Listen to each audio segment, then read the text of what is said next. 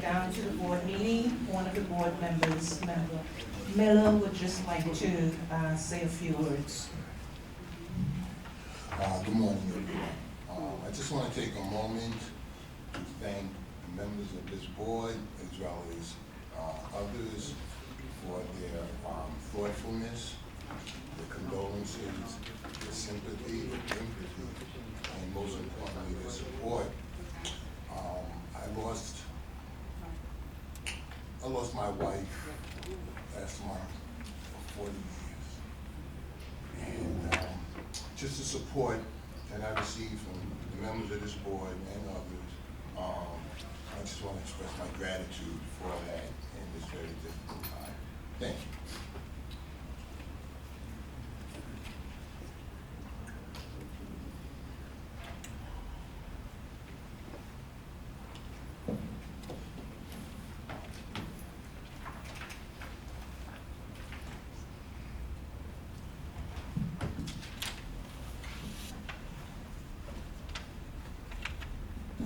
Good morning, all. The New York City Housing Authority's board meeting will commence in approximately 2 minutes at about 10:02. Please be silent during these 2 minutes so that the equipment can be tested, etc. Turn off all of your electronic devices and do not speak. Appreciate the cooperation. And 2 minutes begin now.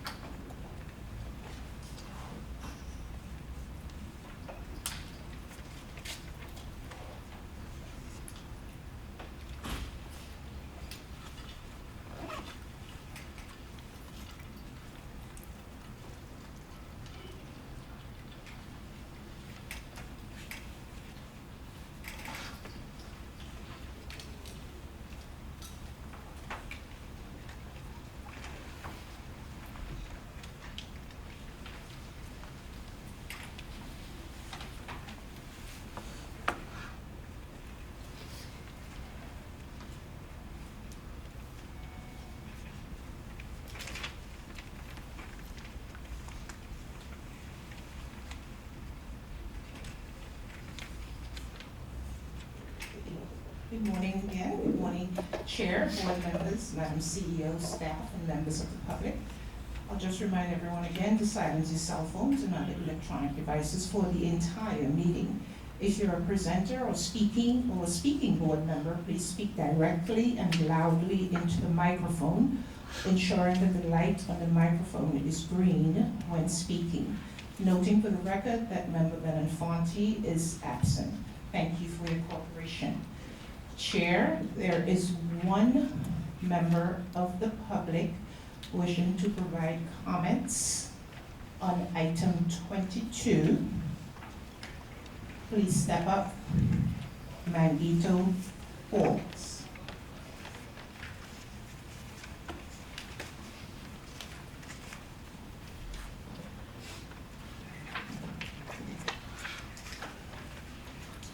Good morning, everyone. How are you?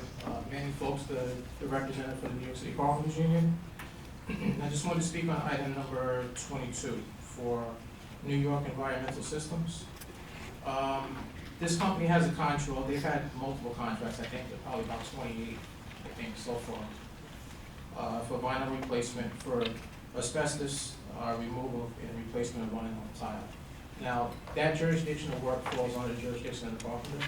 Out of these 28 or so contracts, that's so far that's already listed. They haven't contacted the District Council of Carpenters once for the carpenter. So this work seems to be going on. So I assume that there's misclassification working on it somewhere. So I don't know who has to check on that or who's responsible and I should check on that. But I tried to do 4 requests, and at least I've spoken to you in the past about this. I have 4 requests I'm waiting 3 years for. So I don't understand why it takes that long, but I'm told that they're busy. And I spoke to numerous people, so I can only do so much, but if I don't get the information back from NYCHA, that's not a action. Like I said, there's misclassification work going on because I see the contracts, I see the money's being spent, there's no carpenters doing the work. So I hope someone from NYCHA will look into this, because, as we know, we've had this situation with other contractors with this big shakeup that happened a while back. So hopefully that doesn't have to happen again. So I hope that whoever's responsible for looking into this, and before they start awarding these contracts, to make sure that the company's doing the right thing. I'm sorry, you've asked about this company before, you've asked about generally other companies? Well, this company in general, that the contract, the type of work that's going on, so there's misclassification of work on it, because none of my partners are going to do the work. So that installation at that bottom floor tile, under that PLA, that's the jurisdiction of partners. We can have our law department look into that. And as you know, the FOIA request is something, hopefully something can be done, because I don't understand why it takes 3 years to get something back. Okay. Okay. Thank you, appreciate it.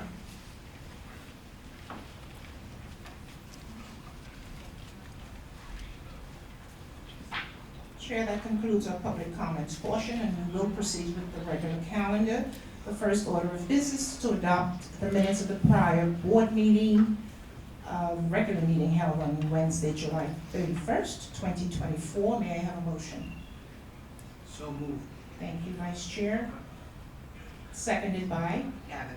Thank you, Member Gavin. All in favor? Aye. None opposed? Thank you.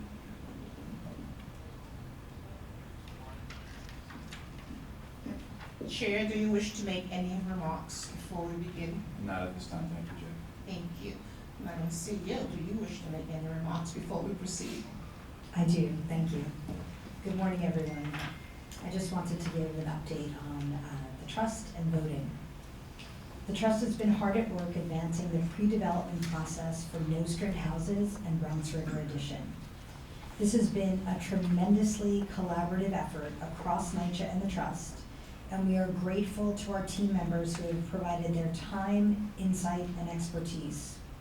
We're also deeply grateful to the residents of No String Houses and Browns River Addition, who have been so generous with their input and feedback, helping us to ensure that the renovations and services the trust will provide meet their needs. We're thrilled to share that this summer we completed 2 votes at Coney Island and Coney Island 1 Site 1B, which is also referred to as Unity Towers. They both had strong voter turnout, reflecting how residents are showing up and showing that they want their voices to be heard in the future of their developments. Residents at Unity Towers voted to join the trust, making them the 3rd site to opt into the trust modernization program. Heading into October, we're excited to kick off our pre-development process with this community. We've launched our next voting site at Highland, which is development in Bushwick, Brooklyn, with 209 units. We are currently partway through the 100-day engagement period, during which our voter engagement team educates residents on their options for a vote. We won't know the results of this vote until December, but we will of course keep the board updated on where things land. I also wanted to let everyone know that on August 21st, NYCHA's new co-monitors, Neil Borofsky and Matthew Sapola, both partners at Jenner and Block, issued their first quarterly report as required by paragraph 25 of the 2019 HUD agreements. The quarterly report catalogs the monitor's activities over the past 5 months, NYCHA's compliance with the terms of the agreement, and the objective data that reflects the agency's performance against its targets. We believe the report is a fair and reasonable assessment of our progress under the agreement. The monitors consulted NYCHA's senior team extensively throughout the process, sending several rounds of drafts at each section for edits, corrections, and objections. The monitors were highly responsive to our comments and worked closely with our teams to ensure factual accuracy and data integrity across all topics. We look forward to continuing our work on these important changes and remain committed to working closely with our federal partners to deliver service improvements for our residents. Thank you. Thank you, Madam CEO. We'll move along to the next item on the agenda, and that's a report by the Executive VP for Real Estate Development, DVA, and he will give us a PAC program update. Thank you. Good morning, board members. I'm Jonathan Gabaya. I'm the Executive Vice President for Real Estate Development. Real estate development. Jonathan has had a baby since we last saw him. Baby, yes, thank you. So we are charged with reinvesting in, restoring, and rebuilding our portfolio of housing.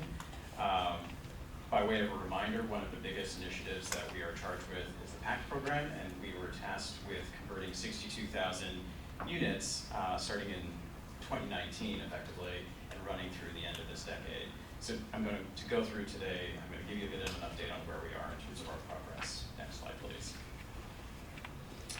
So we're making actually very good progress. Right now we've got about 21,000, almost 22,000 development, or apartments rather, that are either construction is complete or construction is underway. That will address $5.7 billion worth of physical needs. And you can see on the map the blue dots, the distribution of projects that again, that are either complete or under construction. And that represents 87 developments. And in our planning and resident engagement phase, we've got another 52 developments, or 16,000, just over 16,000 apartments, for another $7.6 billion worth of work. I should note that by Thursday of this week, we will also close on conversions at Fred Sam, which is another 664 developments, and then the combination of Boston Secor, Boston Road, and Middletown Plaza for another 952, so a total of 1,616 units. So by the end of this week, the number of units that are in conversion and under construction will go to 23,000 units, so making fantastic progress. Next slide, please. This is just a tabular form of the projects that have already converted, so you can see everything that's gone through so far. It does not include the two that I just mentioned. Once we close on Thursday, we'll update this slide. The developments with the blue circles to the left, those are where we have construction complete. And in the coming months, Williamsburg, Linden Plaza, and Boulevard, those projects will also be joining the ranks of completed construction. Next slide, please. Just to drill down a little bit more, right now, in 2024, we have $4 billion worth of active construction underway. That reflects 10 PACT projects totaling over 12,000 apartments across 37 developments. You can see some images from the work that's been done so far. The picture on the left is the new common area, the playground area at Harlem River, which is fantastic. You can also see on the right the image at Williamsburg Houses, where they've done a tremendous complete rehab of these buildings. It's really a gut renovation that's been going on here due to the amount of lead that's in those apartments. Next slide, please. With respect to lead, so far we have over 3,000 apartments where lead has been abated. You can see, again, some of the really extensive work that's been going on. On the left, you've got Williamsburg Houses, where, again, this is a development that's had to go through basically a full gut rehab. And then the image on the right is at Harlem River Houses, which also was in our HUD agreement. Both of these developments were in the HUD agreement, given the amount of lead, and they've had to go through extensive rehab in order to remove that lead, and you can see that we're taking that very seriously. Next slide, please. Just in terms of the asset management, so once we have done the conversion, we provide extensive asset management oversight of our projects. So just to give you a sense of the number of work orders that are produced in any given month, they're relatively low. None of the reporting categories, work orders exceeding 2% of the portfolios to 21,000 units. Over 99% of the work orders created across all of the repair categories have been resolved, and 84% of them are resolved on time. And just by way of reminder, we're talking about elevators, heat, lead, leaks, mold, and pests. Again, you can see a number of images across the portfolio of the work underway. We talk a lot about our commitment to resident engagement. Next slide, please. So right now we've got, over the course of the last several months, we've had 28 TA boards receiving technical support through the PACT resource team. We've got residents at over 16,000 apartments that are going through active pre-development and engagement with our partners. So a tremendous effort on the part of our various resident engagement teams within the real estate team and across NYCHA. Continuing on the theme of resident engagement and resident support, next slide please. We've been developing community plans. So these are documents that we started to produce in our closings last year that we released to all of the households And it really summarizes all of the commitments that have been made by the development teams and what residents can expect. And you can see some of the images of what we provide. It sort of shows you the materials that are going to go into the apartments and the scope of work that the residents can expect. So it gives them a detailed plan from the date of conversion all the way through to construction completion around what they can expect. And these have been very well received by our residents. Next slide, please. So we've been starting to measure resident satisfaction. So far, we have surveyed residents at Ocean Bay, Baychester, Murphy, and Kansas. Could I ask you a question? I'm sorry, just going back to the one slide back.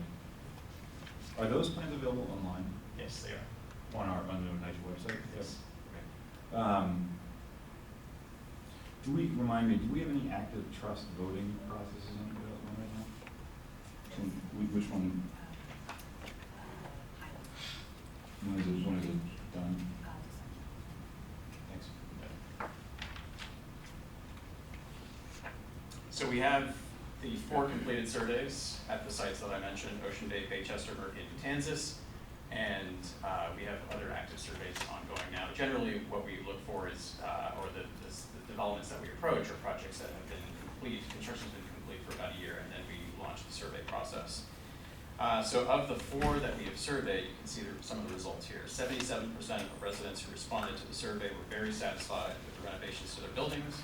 87% of respondents are likely or very likely to recommend PACT to other NYCHA developments. Respondents also said that they are likely or very likely to recommend their development to their family or friends as a place to live. And 2 out of 3 respondents say that their new NYCHA management is better than NYCHA. 78% of respondents say that the buildings and grounds are cleaner than before, and nearly 70% of residents say that they feel more stable in their new living condition. We'll continue to use this as a tool to make sure that we're providing better oversight, making sure that our partners continue to improve their service so that these numbers will continue to improve, and it will also help us inform the way we design the program.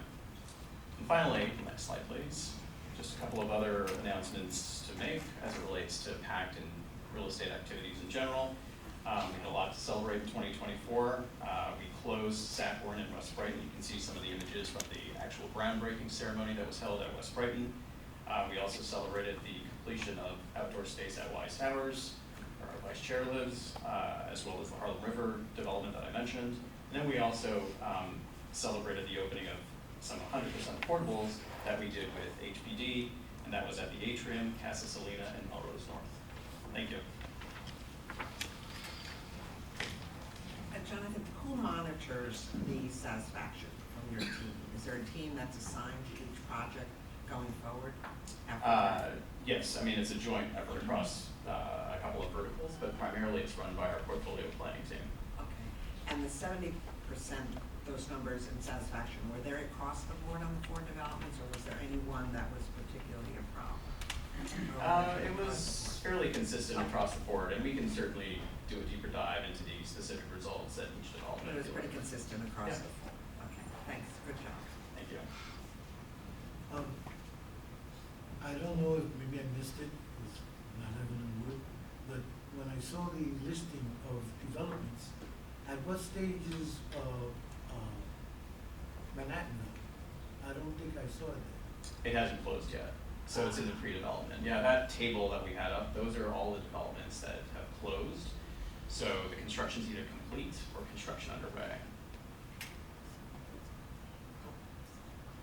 Okay. Right.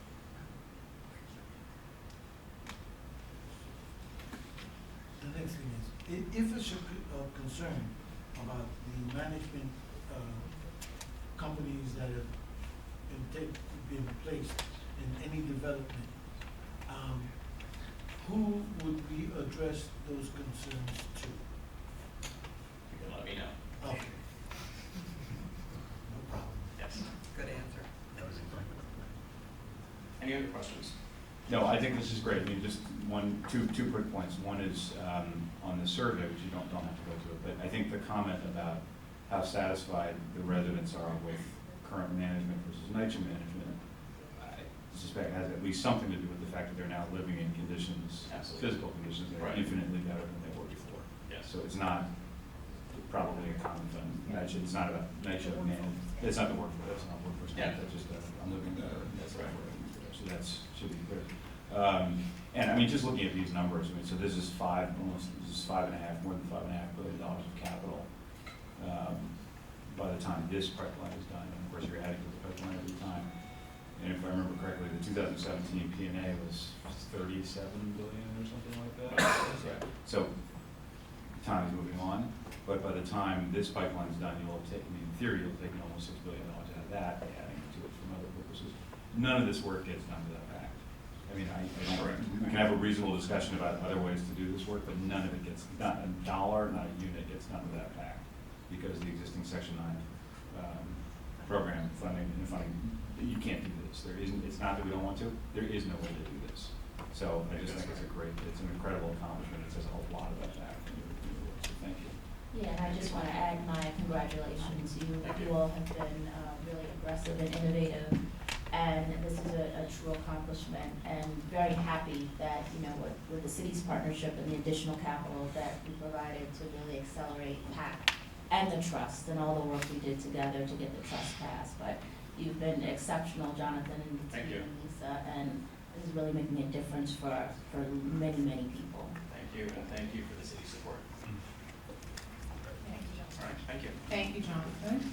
We'll now proceed to the calendar items 1 through 29. Item 1, Katie.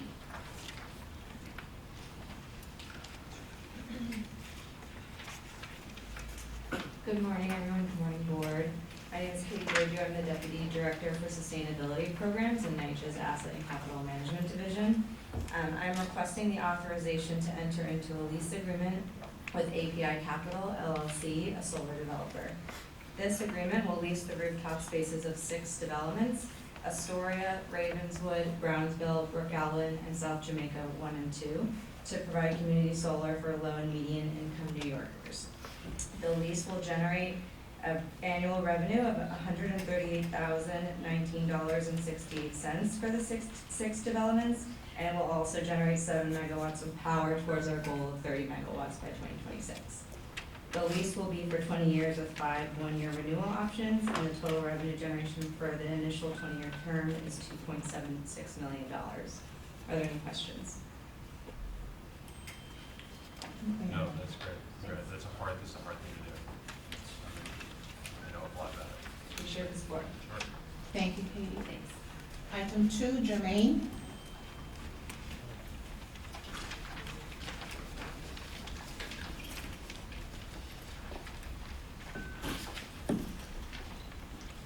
Good morning, board members.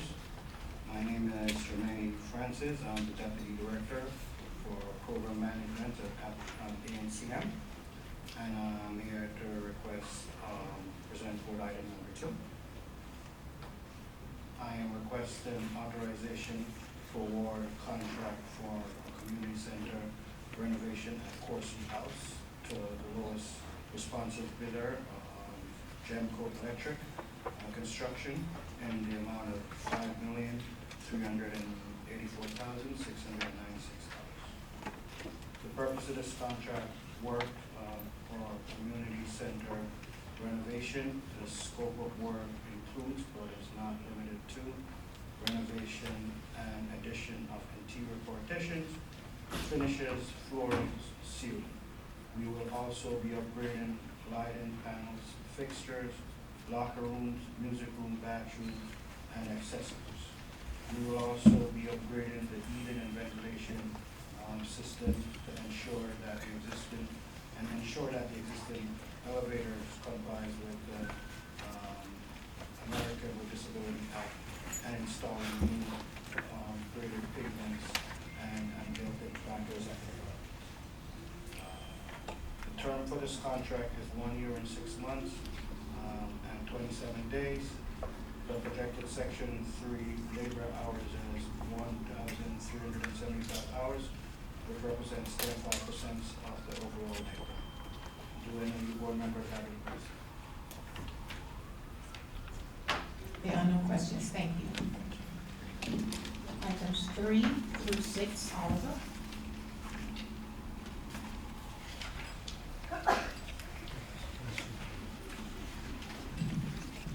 Thank you.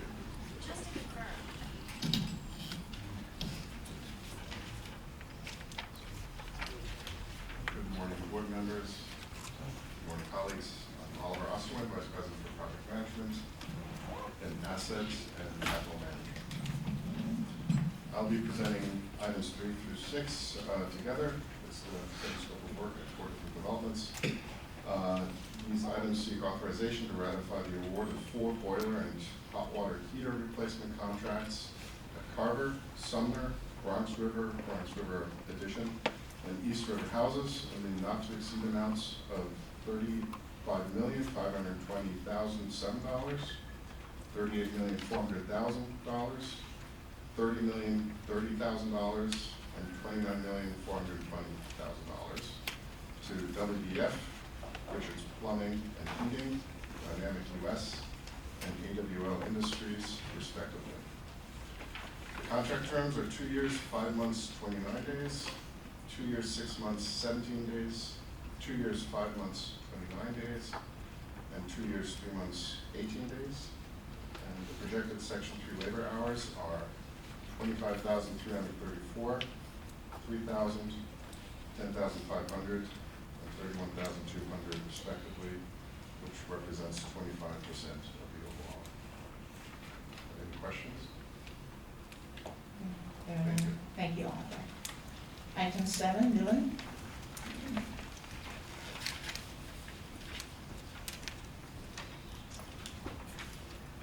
Good morning, members of the board. My name is Dylan Baker-Rice. I am the Chief Asset Capital Management Officer. I'm seeking a request for special authorization beyond contract term for eBuilder, which is our project management, construction management software. It's a cloud-based software, and we'd like to extend the term for 2 years, so that it moves the end date from the end of this year, 12/31/24, to 12/31/26. We're also requesting a contract capacity increase in the amount of $1,756,336.52. This would allow us to continue using the software for the next 2 years. And we're also currently undergoing proof of concept, so we're working to roll out a new solution. So this will extend the current contract for 2 years while we work on this new solution, so that there's not a loss in software or impact to asset capital management. Are there any questions?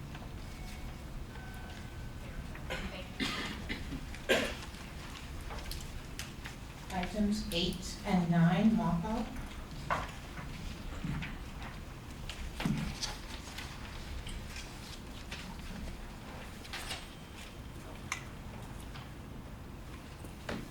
Good morning, board. My name is Mark Rosario, Deputy Director with the Elevator Service and Repair Department. Thank you for having me here today. I'm here to discuss items 8 and 9. This IDIQ contract provides for the response to elevator outages, emergency repair, and restoration. The scope of work includes, but is not limited to, furnishing all labor, material permits, insurance, and incidentals required for emergency repair and restoration of elevator outages on an as-needed basis. This includes responding to elevator outage calls and repairing, replacing parts, and lubricating such parts as necessary or required to maintain the elevators in a safe operating condition.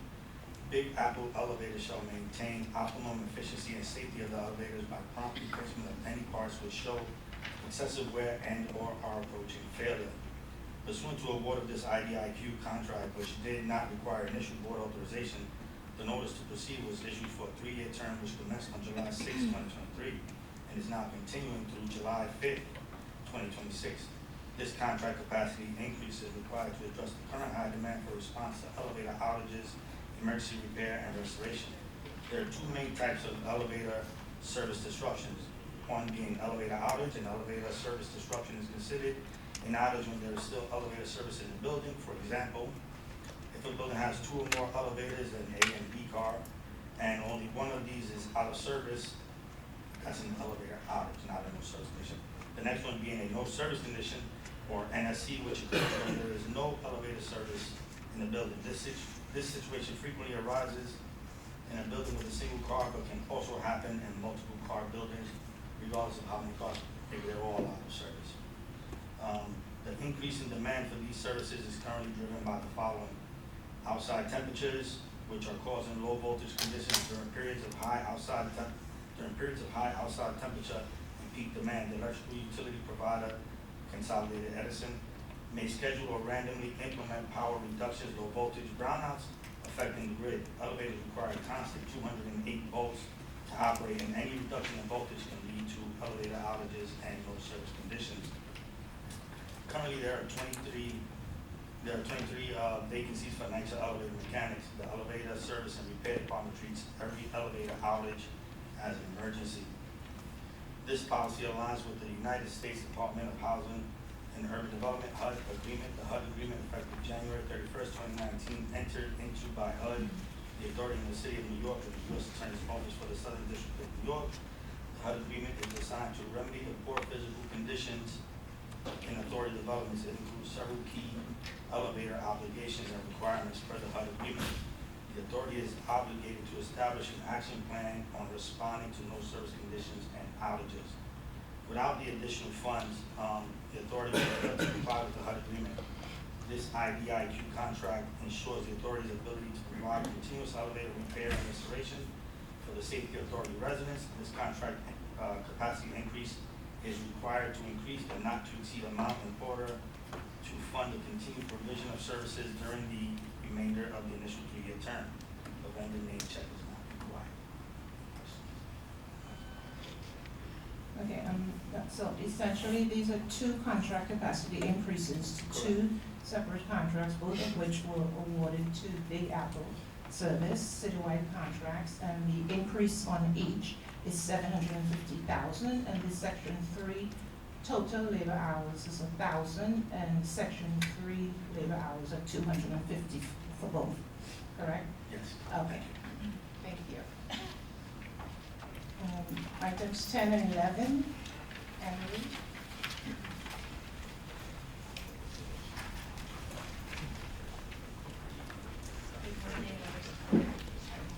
Good morning, members of the board. Anne-Marie Flatling, the Senior Vice President for Performance Management and Analytics. For resolution number 10, this resolution seeks authorization to submit an amendment to the authority's fiscal year 2024 annual PHA plan. The amendment includes the following. 1, the fiscal year 2024 capital fund statement, performance and evaluation report, and the 5-year capital plan for 2024 to 2028.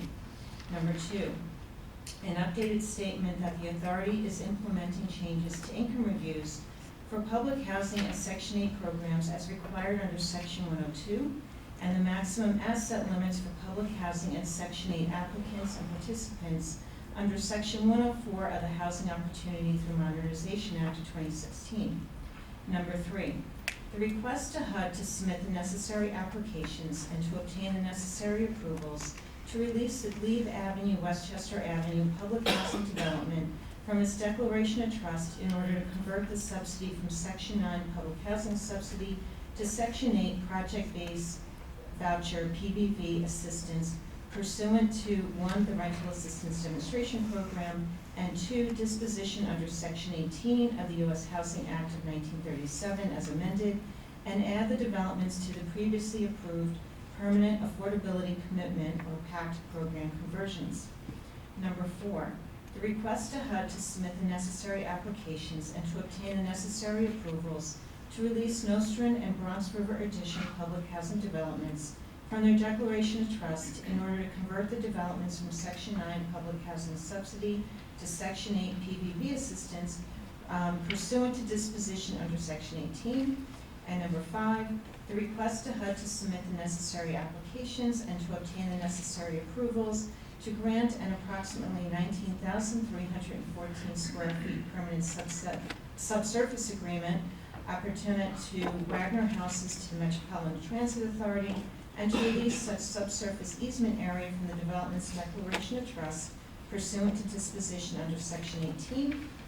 And finally, this resolution also seeks authorization to submit the certification of compliance with the PHA plans and related regulations to the U.S. Department of Housing and Urban Development in accordance with Section 511 of the Quality Housing and Work Responsibility Act of 1998. Please note for the record, there are 8 notations which are listed in the certification document that is also included in the board resolution. This signed certification, along with the final amendment and board resolution, will be electronically submitted to HUD by October 18th. Great. Resolution number 11. This resolution seeks authorization to submit the authority's fiscal year 2025 annual PHA plan and fiscal years 2025 to 2029 five-year PHA plan. The fiscal year 2025 plan includes the items that were just discussed for the board resolution for the significant amendment to the 24 plan. The plan also includes updates to several PHA plan elements, including financial resources, community services and self-sufficiency programs, conversion of public housing to tenant-based and project-based assistance or project-based vouchers under the Rental Assistance Demonstration Program, the fiscal year 2025 capital fund statement, performance and evaluation report, and the five-year capital plan, and an update on NYCHA's progress in meeting its mission and goals. The five-year PHA plan, which is in the same document, describes NYCHA's mission and its long-range goals and objectives for achieving its mission over the next five-year period. The goals include compliance with the objectives in the monitoring agreement, real estate development activities including PACT, commitments to build 100% affordable housing, and the Public Housing Trust, as well as Section 3 reporting and promoting equal opportunity in housing. This resolution also seeks authorization to submit the certification of compliance with the PHA plan and related regulations to HUD in accordance with Section 511 of the Quality Housing Responsibility Act of 1998. This certification that will be executed includes the same 8 notations which were included in the board resolution for the significant amendment to the 2024 plan. And this signed certification, along with the plan, board resolution, will be electronically submitted to HUD's office by October 18th. Thank you, Anne Marie. Items 12 through 14, Javier.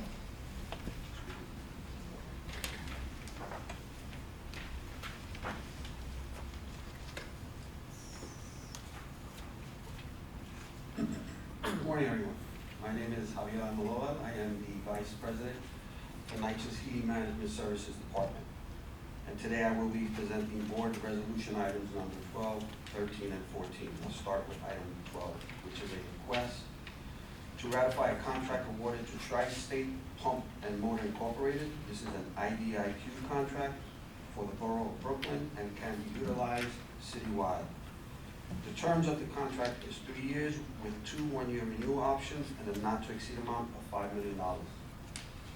This contract provides the capacity to repair and replace pumps that are connected to NYCHA's heat and hot water systems. The pumps included in this contract are ejector pumps, sump pumps, vacuum pumps, feed water pumps, hot water circulator pumps, and heat circulation pumps.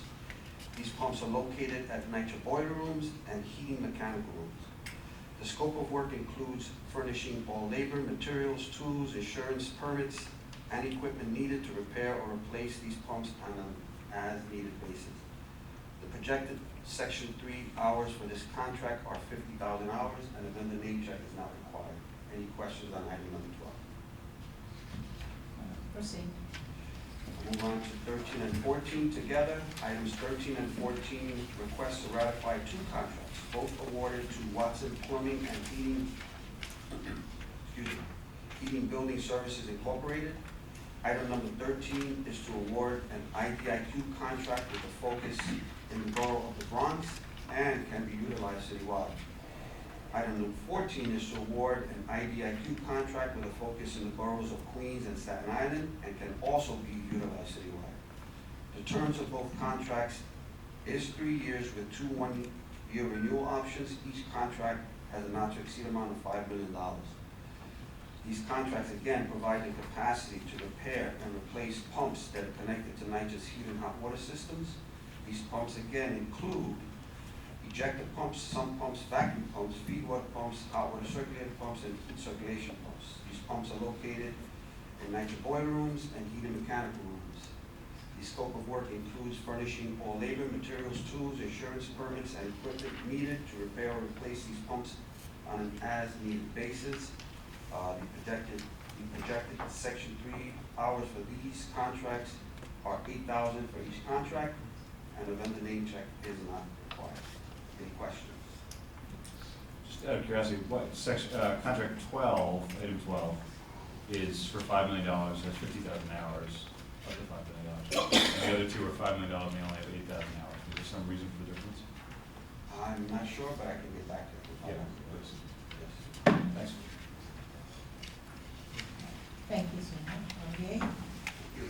Items 15 through 19, Samantha.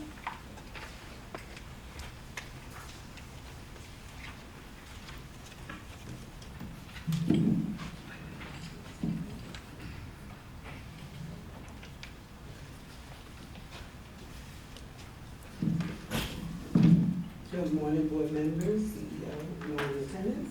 I'm Samantha McMillan, the Brooklyn Operations Administrator, and I will be presenting on items 15 through 19.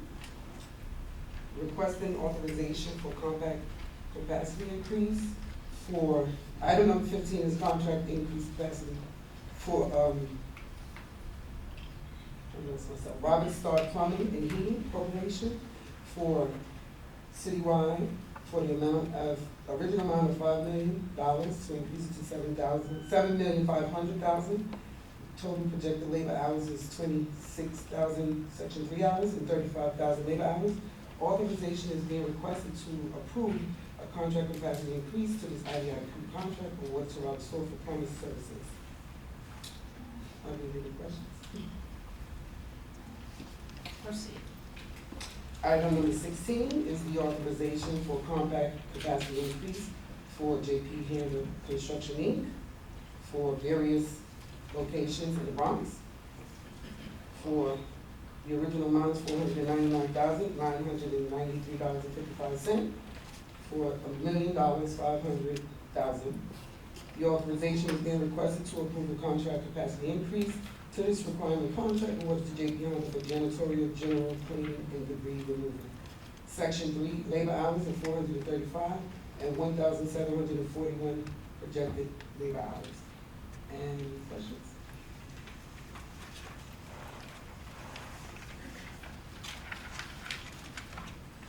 Item number 17 is to ratify a contract capacity increase for PN Developers LLC.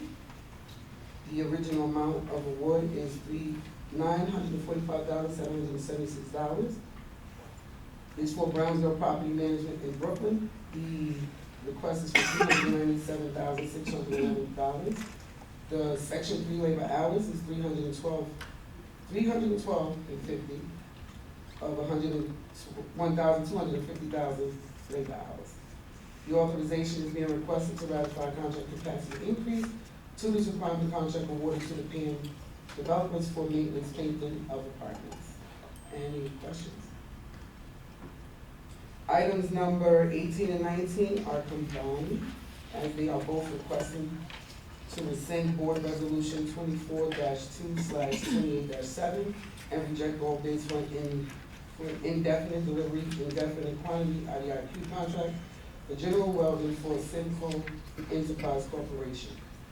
The various is for various for citywide developments, and authorization is requested to rescind the Board Resolution 24-2/28-7, which authorizes award of the IDI contract to the lowest responsive and responsible bidder, Simcoe Enterprises Corporation, due to the supply management and procurement department's determination subsequent to board authorization that the request for the quotations, bid specifications are required, updated to accurately reflect the current needs and expectations of the authority. Any questions? No questions. Thank you. I just want to state on the record that item 15, I think it was said that the original increase is 7.5 million. However, the actual increase amount is $7,500,000. The original contract price was $5 million, so that the total increase is, the total now is $12,500,000. Okay, thank you. Thank you. Alrighty, 20 to 24, Jacqueline.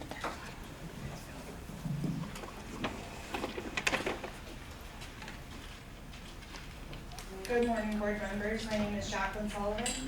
I'm the Senior Vice President for Healthy Homes, and I'm presenting on items 20 through 24 today.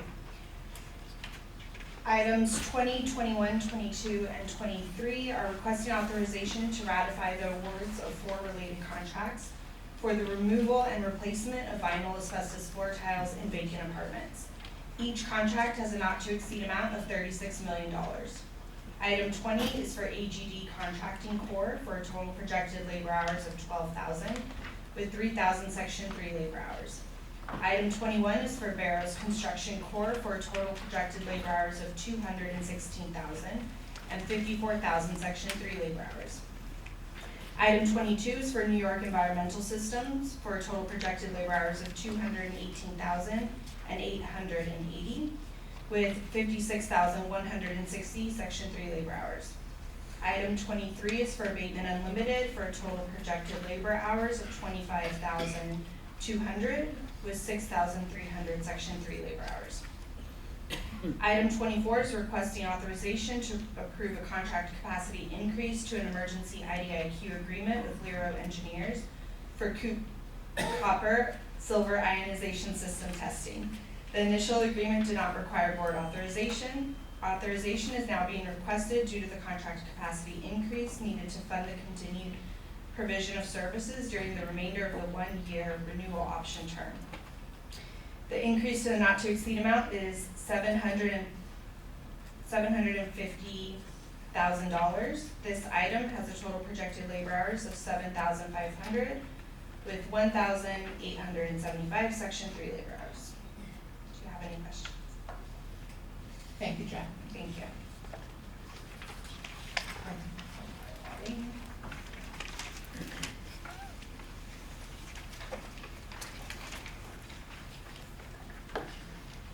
Still morning. Good morning. Arlene Ornstein, Director for Risk Management.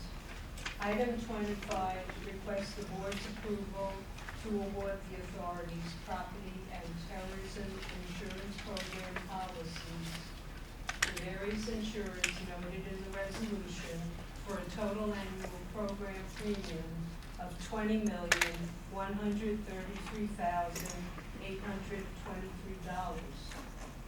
The program has a 1-year term commencing October 30th of this year, continuing to October 30th of 2025. Like the expiring program, the recommended program includes 2 major types of coverage.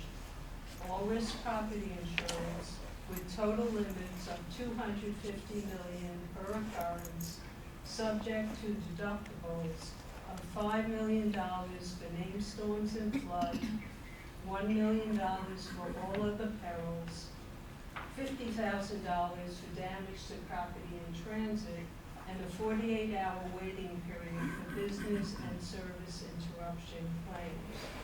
The program also includes terrorism insurance with total limits of $150 million per occurrence, subject to a $100,000 deductible. The property terrorism insurance program policies will be paid from the federal operating accounts. Are there any questions? Thank you, Arlene. Item 26, Jeff.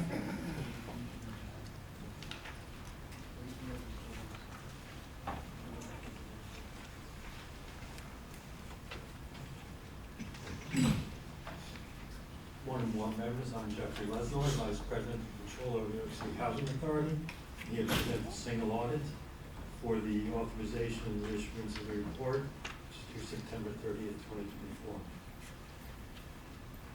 The Single Audit Act of 1984 requires that recipients of federal assistance of $750,000 or more issue audited financial statements in addition to obtaining reports from independent auditors on internal controls and compliance for each major federal program. Our audit was conducted by Deloitte & Touche and is due on September 30th. Some of the highlights of the audit results were as follows. Deloitte issued an unmodified opinion, which is the best type of opinion, including that the financial statements were a fair representation of the authority's financial condition. Such financial statements were approved by Board Resolution Number 12 on June 26th of this year. Deloitte did not identify any material weaknesses or significant deficiencies in internal control over financial reporting. Except for the non-compliance described in Deloitte's report, the authority complied in all material respects with uniform guidance requirements that are applicable to each of its major federal programs. The authority did not comply with 3 compliance requirements regarding the Public Housing Operating Fund program as follows. Finding number 1, which is a repeat occurrence, special testing provisions, environmental contaminants, testing remediation, has been categorized as a recurring material deficiency in compliance. Deloitte noted that the authority did not complete all corrective actions to remediate lead, paint, mold, and other environmental contaminants before the end of 2023. The authority is continually addressing these issues as per the 2019 agreement with HUD, which requires the authority to fully remediate lead-based paint over a 20-year period. Finding number 2 for eligibility has also been categorized as a recurring event. It's a low-grade compliance deficiency. Deloitte noted that the authority did not maintain all required eligibility forms and tenants' case files. Digitization of tenant files from 2011 going forward should eliminate this issue as it relates to more recent files. The original documents that may have been lost or damaged before digitization cannot be replaced. Finding number 3 for procurement, suspension, and debarment has been categorized as significant compliance deficiency. Deloitte noted that the vendor suspension and debarment documentation could not be provided for 15 out of 60 contracts selected. The authority has implemented various enhancements, process, and controls beginning in 2022, and expect to completely remediate this finding beginning September 30th this month, actually, when the micro pre-qualification list is implemented. With that said, on September 13, 2024, the draft 2023 single audit report was presented to the authority's Audit and Finance Committee, who in turn recommended the board approve. Therefore, I request that the board approve resolution number 26, permit the issuance of the 2023 single audit report. Take any questions? Thank you. Excuse me. Did you say all the deficiencies that they found, were you talking about the 8 deficiencies that they found? That there's only 3, or was it 1? In the Audit and Finance Committee, Right. 2 firm compliance deficiencies were noted, and there were 8 open items. Of the 8 open items, it was thought that the maximum 3 of those would end up as deficiencies when the testing and documentation was completed, but only 1 of those ended up as a deficiency. So we have 2 recurring from last year, which may continue to recur indefinitely because of the situations, and 1 new one, which appears to be resolved at this point in time. Thank you. Thank you. Okay. Thank you, Jeffrey. Item 27, Cassie.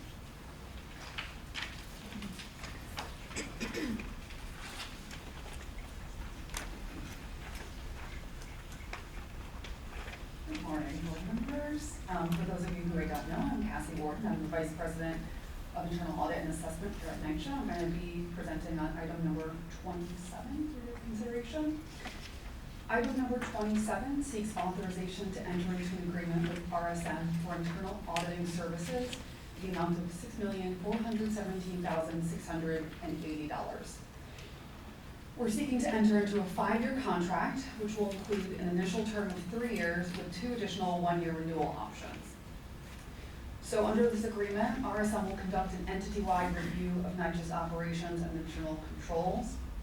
They'll then conduct a risk assessment, which will include a fraud risk assessment, and based on that, an audit plan will be developed and internal audits will be performed.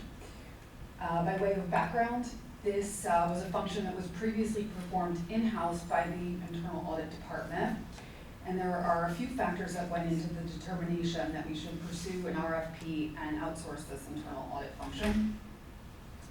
First, the COVID pandemic and a number of retirements in the internal audit department gave us an opportunity to take a look at the department and determine how best to conduct internal audits. And second, this decision was a result of the HUD agreement and the resulting creation of 3 departments.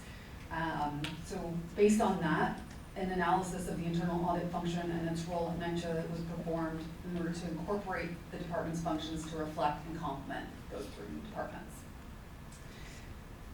Because of the changes made pursuant to the HUD agreement, we wanted to create efficiencies and ensure that there were no duplications of effort. A vendor name check is pending, and there will be no award until that is complete. And in terms of section 3, a hiring plan has been submitted and approved for a total estimated labor hours of 26,750.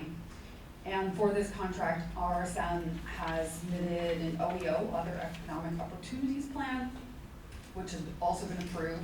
And under that plan, RSM is committed to working with REIS and other relevant organizations to identify section 3 workers to provide 2 positions as risk interns for 20 to 40 hours per week for the duration of the agreement. Any questions? Have they done any other public housing internal audits, RSM?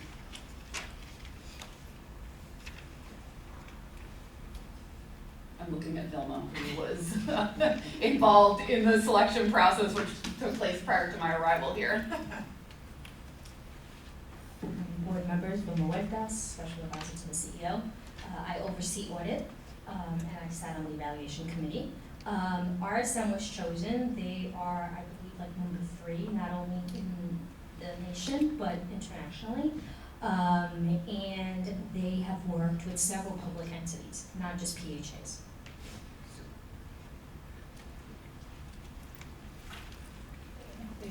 No other questions, thank you. Cassie? Thank you, everyone. Thank you, Vilma. Item 28, Michael.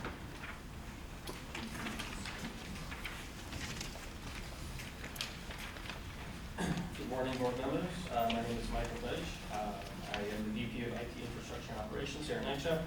I'll be presenting on item number 28 for your consideration, which is a request to ratify NYCHA's agreement with Microsoft Corporation for the procurement of Microsoft Unified Support. This agreement with Microsoft is for $1.5 million, beginning on June 15, 2024, and continuing through March 31st, 2027. It's based upon the terms and conditions of the New York City Office of Technology and Innovations, OTI's Master Services Agreement. Under this agreement, Microsoft provides the authority unified support services that are essential and timely to maintain Microsoft applications and operating software. Microsoft Unified Support Services consists of the New York City OTI agreement that was procured under the New York State Office of General Services contract, Lot 4, Implementation Services. These services cover the following areas: proactive advisory support, training readiness, risk mitigation, enablement services. Microsoft products and services are used throughout the organization at all levels in order to run the authority, including Windows desktops and laptops, servers, network services, including authentication and directory services, data analytics and reporting, productivity tools such as Office 365, SQL databases, and communication tools such as email. These services are critical to NYCHA being able to do their day-to-day work and interacting across the organization and with residents. The contract provides support for all Microsoft products, and without it would put NYCHA at a major risk to fulfill their obligations to our residents. Microsoft Section 3 hiring plan was approved under the United States Department of Housing and Urban Development rule, labor hours. Microsoft indicated on its Section 3 hiring plan that the total estimated labor hours is 1,812. Other economic opportunities, Microsoft has committed under OEO to provide its Microsoft LinkedIn Learning platform, offering a range of training courses at various levels. Microsoft is focused on providing access to technology, skills, and opportunity to thrive in the digital economy for 12,000 authority residents. Thank you. If you have any questions. Thank you, Michael. And item 29, Tony.